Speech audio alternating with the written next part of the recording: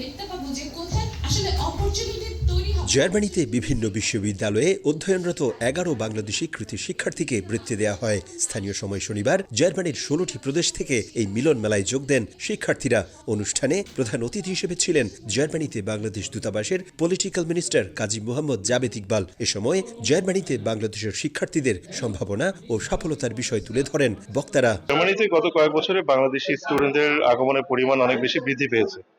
এটা একজন স্টুডেন্ট, একজন শিক্ষক হিসেবে, একজন লেকচার হিসেবে আমার জন্য খুবই ভালো নিউজ।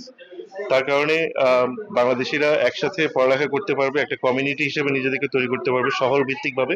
জার্মানির ইউনিভার্সিটিগুলোতেও অনেক ধরনের আন্তর্জাতিক স্কলারশিপ প্রদান করা হয়। আমার মনে হয় বাংলাদেশের যে শিক্ষার্থীরা আছে তারা এই সুযোগটি কাজে লাগিয়ে এখানে আসতে পারে এবং তাদের ভবিষ্যৎ আরো উজ্জ্বল করতে পারে।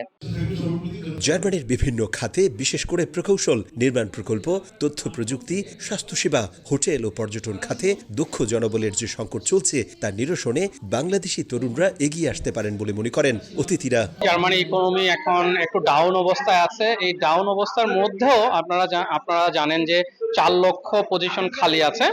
তো আমি মনে করি এই 4 লক্ষ পজিশনকে যদি উপযোগী আপনারা নিজেকে করে তুলতে পারেন, তো সেক্ষেত্রে এই খারাপ অবস্থার মধ্যেও যারা বাংলাদেশি স্টুডেন্ট আছেন, যারা এখানে জব করছেন, তারা এখান থেকে ভালো সুযোগগুলো গ্রহণ করতে পারবেন।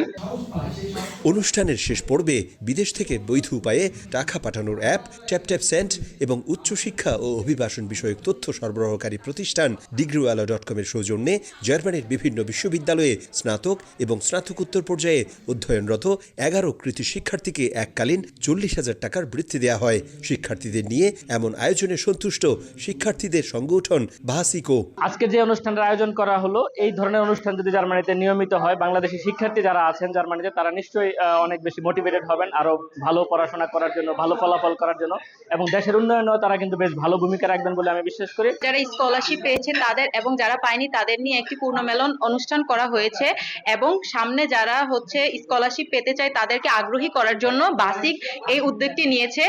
জার্মানিতে পড়াশোনার পাশাপাশি নিজেদের দক্ষ ও যোগ্য হিসেবে গড়ে তোলার সাথে সাথে দেশের ভাবমূর্তি ইতিবাচকভাবে তুলে ধরার অঙ্গীকারের কথা জানান আমন্ত্রিত শিক্ষার্থীরা। জার্মানির বিভিন্ন বিশ্ববিদ্যালয়ে বাড়ছে বাংলাদেশের শিক্ষার্থীদের সংখ্যা, যাদের অনেকেই পড়াশোনা শেষে গড়েছেন ক্যারিয়ার, হয়েছেন প্রতিষ্ঠিত।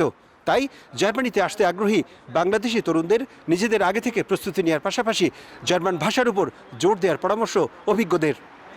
জার্মানি থেকে বিটু বড়ুয়া, সময় সংবাদ।